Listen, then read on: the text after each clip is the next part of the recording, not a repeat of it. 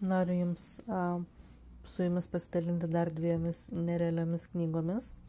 Tai šita knyga nuo teorijos iki praktikos, čia apie visavertį tokį gydymą.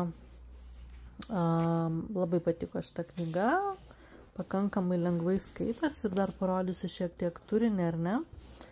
Man labai patiko čia būtent Vydūno išmintis, nes man irgi labai patinka jo mąstymas ir jo filosofija apie stresą, distresą, adaptaciją.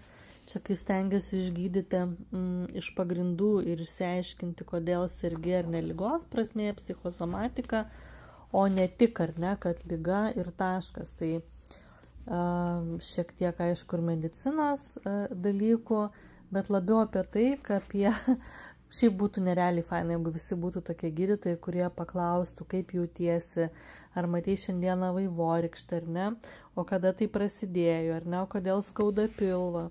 Ir tada būna atsakymo, tada, kada tėvai išsiskyrė. Nu, žodžiu, toks visuminis požiūris. Labai buvo įdomi šita knyga. Ir sekanti knyga Išgydyti savo emocinį aš. Nu, šita tai nereali, kas turi įvairiausių traumų, problemų, savivertės problemų, vidinis kritikas, įveikti gėdos jausmą, parodys irgi turinį.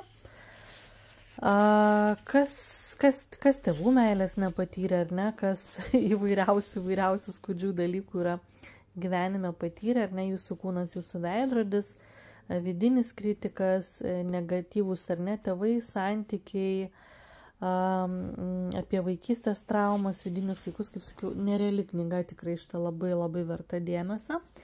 Kas nebuvo prižiūrėti, atstumti ir apleisti, kažkas gal turėjo narcisistiškus tėvus, kažką gal emociškai dusino, ar ne, kažką kontroliavo, tironizavo, narcisistiški tėvai, žodžiu, gijimo procesas, rekomendacijos, nu, labai labai įdomu.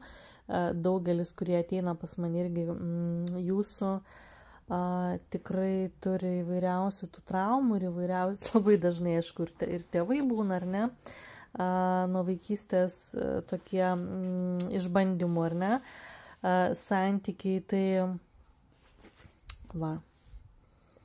labai įdomi knyga, tai tikrai žinau, kad daugelis jūsų turi traumą, aišku, mes jas sprendžiame ir visiškai kitais būdais, ar ne?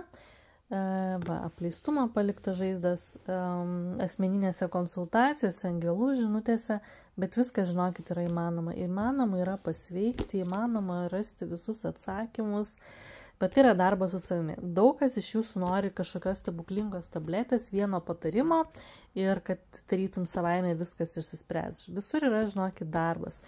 Mokymasis, domėjimasis, darimas praktikų, ėjimas į konsultacijas, ar ne, nu savaime tiesiog nieko nevyksta.